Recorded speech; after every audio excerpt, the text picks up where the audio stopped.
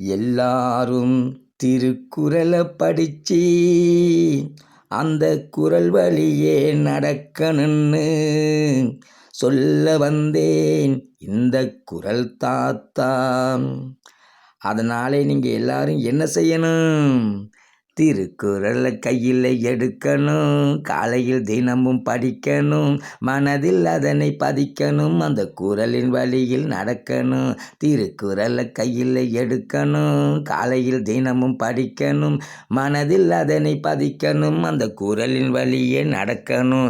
நடக்கணும் அந்த குறளின் வழியே நடக்கணும்.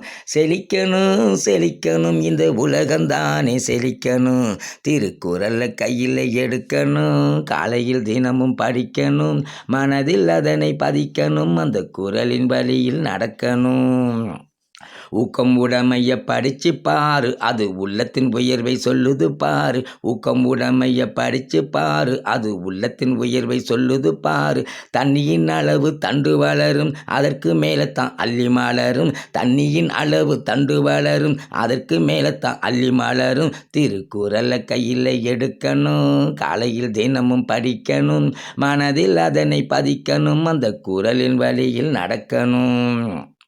யானைக்கும் புலிக்கும் சண்டை வந்தாலும் பெரிய உடம்பும் 2 கொம்பு இருந்தாலும், யானைக்கும் புலிக்கும் சண்டை வந்தாலும் பெரிய உடம்பும் 2 கொம்பு இருந்தாலும், புலி ஊக்கத்துடனே பாய்ந்து வந்துடும், அதன் வீரத்தை கண்டதும் யானை பயந்திடும்.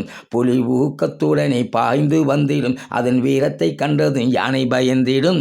திருக்குறளை கையில் எடுக்கணும், காலையில் தினமும் படிக்கணும், மனதில் அதனை பதிக்கணும், அந்த குறளின் வழியில் நடக்கணும். எத்தனை கருத்துத்தான் குறளில் பதிஞ்சு கிடக்குத்தான்.